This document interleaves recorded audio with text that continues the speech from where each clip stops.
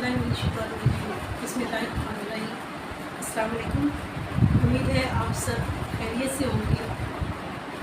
तो हम अपने पिछले लेक्चर में बात कर रहे थे सूद के बारे में, मुआशी निज़ाम के बारे में, कि अल्लाह ताला हमें उसके बारे में क्या गाइडलाइन, क्या हक़ाइक़ हमें दे रहा है कि जिन पर हमें फ़लाह के लिए अमल करना है। हमने 277 तक आयत कंप्लीट की। आज हम आयत नंबर 278 से कुरान पाक का तर्जुमा और तफसीर सूरह बकरा स्टार्ट करेंगे। ऐ ईमान वालो, अल्लाह ताला से डरो और जो सूद बाकी रह गया वो छोड़ दो अगर तुम सचमुच ईमानदार हो। ये जो आयत है ये मक्का में नाजिल हुई। इससे पहले सूद को नापसंद तो समझा जाता था, यानी ये मक्का में हुई, फ़तह मक्का की यहाँ से रिलेट कर। ये जो आयत है ये फ़तह मक्का के बाद नाजिल हुई। इससे पहले सूद को नापसंदीदा, सूद को बुरा समझा जाता था, लेकिन उसको मुकम्मल तौर पर ममनू, मुकम्मल तौर पर बैन नहीं किया गया। इस आयत के बाद जो है नबी पाक सल्लल्लाहु अलैहि वसल्लम ने ऐलान कर दिया कि जो भी सूद लेगा उससे खुली जंग होगी। तो उसके बाद जो है इस आयत में ये कहा गया है कि कि जितना सूद ले लिया वो ठीक है, ले लिया, लेकिन जब ये आयत नाजिल होगी, अल्लाह का हुक्म वाज़ेह तौर पर आ गया, तो अब मज़ीद जो है वो सिस्टम ख़त्म हो गया। यहाँ तक कि नजरान के ईसाइयों के साथ जो मुआहदा हुआ था, जिसके तहत उन्हें अंदरूनी खुद मुख्तारी इस्लामी रियासत के तहत दी गई थी, तो उस मुआहदे में ये लिखा गया था कि अगर कोई सूदी कारोबार किया गया तो मुआहदा ख़त्म हो जाएगा और फिर जो है इस्लामी हुकूमत उनके ख़िलाफ़ जंग का इक़दाम करेगी। इस आयत की वजाहत में कुछ उलमा ने ये कहा है कि अगर कोई शख्स सूद लेता हो, सूद क्या है कि जो कर्ज दिया जाए उस अमाउंट से ज़्यादा लिया जाए। ठीक है जी, हमने पिछली आयत में डिस्कस किया, पिछली वजाहत में उन आयत की कि इसके बेशुमार मुआशरती, मुआशी, रूहानी असरात हैं जो आते हैं कि एक जुल्म का एक निज़ाम है जो चलता है, किसी पर भी जुल्म हो सकता है। कोई कारोबार आगे चला गया तो उसको फ़र्क नहीं पड़ेगा, लेकिन जहाँ वो मुनाफा ना हुआ वो पूरा इस्तेसाब शुरू हो जाएगा। यानी आपने असल रकम दी है तो असल रकम ही वापस लेनी है। तो फिर जो है यहाँ पे ये कुछ उलमा ने ये जो है इन आयात के बाद ये जो है पूरा उससे जो है इस्लामी जब कवानीन बनाए तो उसमें उन्होंने ये सारी वजाहत की कि जो भी सूद लेता हो पहले तो उसको जो है ना तौबा ताइब पर मजबूर करना है। अगर ऐसा ना हो तो उसको सख्त सज़ा दी जाए या कत्ल भी किया जा सकता है, उसको कत्ल कर दिया जाए कि जो इस्लामी हुकूम की खिलाफ वर्जी तंबीह के बावजूद, वार्निंग के बावजूद भी नहीं छोड़ता। आयत नंबर 279, अगर ऐसा नहीं करते तो अल्लाह ताला से और उसके रसूल से लड़ने के लिए तैयार हो जाए। वही बात जिसकी वजाहत की गई है कि अगर कोई सूद नहीं छोड़ता इस्लामी हुकूमत में, इस्लामी हुकूमत इस हद तक जो है बग़ैर सूद के निज़ाम को उसको फॉलो करना चाहिए कि जो कोई भी ज़ाती हैसियत में सूद ले रहा है तो फिर उसको उसके ख़िलाफ़ इस्लामी रियासत की जंग होगी। हाँ, अगर तौबा कर लो तो तुम्हारा असल माल ही तुम्हारा है, ना तुम जुल्म करो और ना तुम पर जुल्म किया जाए। तो अगर तौबा कर ली जाए तो कोई भी नुकसान नहीं है। आपका असल माल तो आपका ही है, वो तो आपको मिलेगा ही। सिर्फ सूद है जिससे आपको जो आपको नहीं मिलेगा, जो कि ज़्यादती की ज़ुमरे में आता है। तो इस तरह से ये है कि अल्लाह ताला हमें समझा रहे हैं, कि ना तुम जुल्म करो और ना तुम पर जुल्म किया जाए।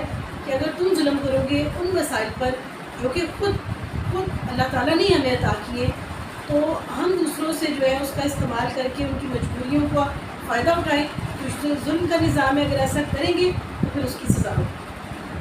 आयत नंबर 280, और अगर कोई तंगी वाला हो तो उसे आसानी तक मोहलत देनी चाहिए और सदका करो तो तुम्हारे लिए बहुत ही बेहतर है अगर तुम्हें इल्म हो।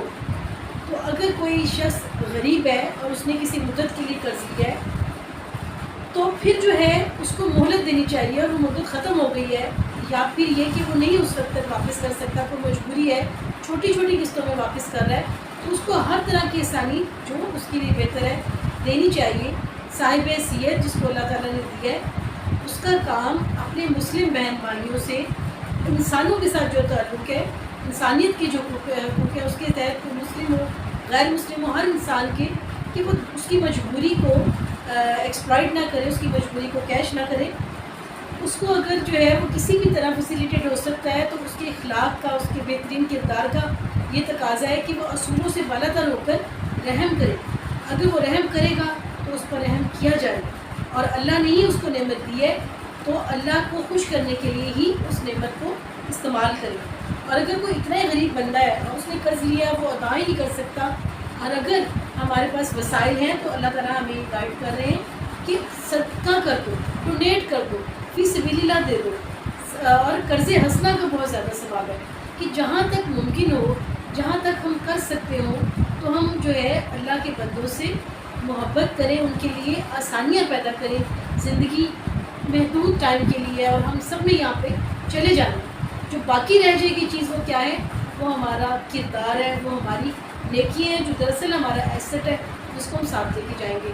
اور یہ مال ایک آزمائش ہے کہ آپ کو اگر اللہ تعالیٰ نے دی ہے تو آپ اسے کس حد تک جو ہے اللہ تعالیٰ کی رضا کے مطابق استعمال کر رہے ہیں، اس کو امانت سمجھ رہے ہیں.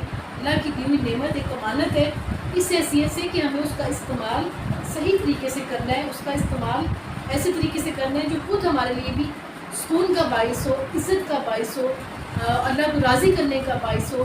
اور یقیناً نیکیوں میں ہی سکون ہے. اس کی بار بار پچھلی آیت میں بھی آیا ہے کہ جو اللہ کے لیے جو ہے نا نیکیاں کریں گے ان سے اللہ تعالیٰ تمام خوف اور غم دور کر دے گا. آیت نمبر 281. اور اس دن سے ڈرو جس میں تم سب اللہ تعالیٰ کی طرف لوٹائے جاؤ گے. یعنی وہی بات جو ہو رہی تھی ابھی کہ جو کچھ بھی ہمیں ملا ہے یہ اللہ تعالیٰ نے ہمیں ایک نعمت عطا کی اور اس کا حساب ہوگا کہ ایک نعمت اللہ نے عطا کی تھی، مال و دولت عطا کیا تھا، اس کو کس طرح سے استعمال کیا، کون کون سے بندے تھے جن کو ضرورت تھی، اور جو آپ نے جن کو قرض دیا اور کس کس کا استحصال کیا، کس کس کو خوش کیا، کس کس پر رحم کیا. تو یہ وہ معاملات ہیں جس کا اللہ تعالیٰ ہم سے حساب لے گا. اور وہی یاد دہانی یہاں پہ کروائی جا رہی ہے کہ اس دن سے ڈرو جب تم سب اللہ تعالیٰ کی طرف واپس جاؤ گے. یوم آخرت، یوم حساب، جس میں ہر عمل کی پوچھ گچھ ہوگی. اور وہی بات سائڈ میں ہے، اور ہر شخص کو اس کے اعمال کا پورا پورا بدلہ دیا جائے گا. آپ کبھی بھی یہ نہ سمجھیں کہ آپ کی کوئی نیکی ہے اگر اس کو کوئی دوسرا جانتا نہیں ہے، یا پھر اس کی شکر گزاری لوگ نہیں کر رہے، یا پھر اس پر جو ہے آپ کو کوئی اس کا بدلہ نہیں دے رہے تو کوئی بھی اس کا بدلہ نہیں دے رہا. ایسا نہیں ہے، اس کا بدلہ آپ کو اللہ دے گا. ٹھیک ہے جی. اگر آپ کو کوئی بھی شخص ریوارڈ نہیں دے رہا، کوئی بھی شخص ریٹرن نہیں کر رہا، تو بھی اس میں کسی طرح کا ڈسکریج ہونے کی ضرورت نہیں ہے. اگر انسان نہ شکریہ ہے تو اللہ ان سے حساب لے گا. لیکن آپ نے جو نیکی کیا ہے اللہ تعالیٰ یہاں پہ وعدہ کر رہا ہے اس کا آپ کو پورا پورا بدلہ دے گا. تو اسی کو کہتے ہیں کہ نیکی کر دریا میں ڈال. کہ نیکی کرنے کے بعد آپ فکر نہ کریں. نیکی جب آپ اللہ کے لیے کر رہے ہیں تو ریوارڈ کس سے مانگنا ہے؟ اللہ سے. اگر ہم انسانوں سے امید رکھیں گے تو ہمارا قد بہت چھوٹا ہو جائے گا. انسانوں کا رویہ جیسے ہی برا ہوگا ہمارا رویہ بھی بدل جائے گا. تو ہم تو اپنے لیول سے بہت نیچے آ جائیں گے اگر ہم لوگوں کے حساب سے ان کو ڈیل کریں. تو کوئی بھی نیکی، کوئی بھی ان پہ جو احسان، کوئی بھی لین دین جو ہے اگر اللہ کے لیے ہوگا تو آپ کو کسی کے رویے سے کوئی بھی اثر نہیں ہوگا. تو پھر جو ہے آپ کا قد، آپ کا جو ہے آپ کی عظمت میں بہت زیادہ اضافہ ہوگا، اور آپ کو اس کی الگ سے ہی خوشی محسوس ہوگی. الگ سے ہی آپ کو ایک نیک کام میں کا جو سکون ہے جس کا خدا نے وعدہ کیا ہے وہ آپ کو ضرور عطا کرے. آپ کو دنیا میں اللہ تعالیٰ اس بات کی عزت اور عظمت ضرور عطا کرے گا. تو یہی اس کے بعد اسی طرح کی باتیں جو ہم کر رہے ہیں وہی آیات میں وعدہ کیا گیا، اور ان پر ظلم نہیں کیا جائے گا. تو جنہوں نے اچھے اعمال کیے ہوگے ان کے ساتھ کسی بھی طرح کی زیادتی نہیں ہوگی، اور اللہ تعالیٰ اس کا گواہ ہوگا، اس کا بدلہ دے گا.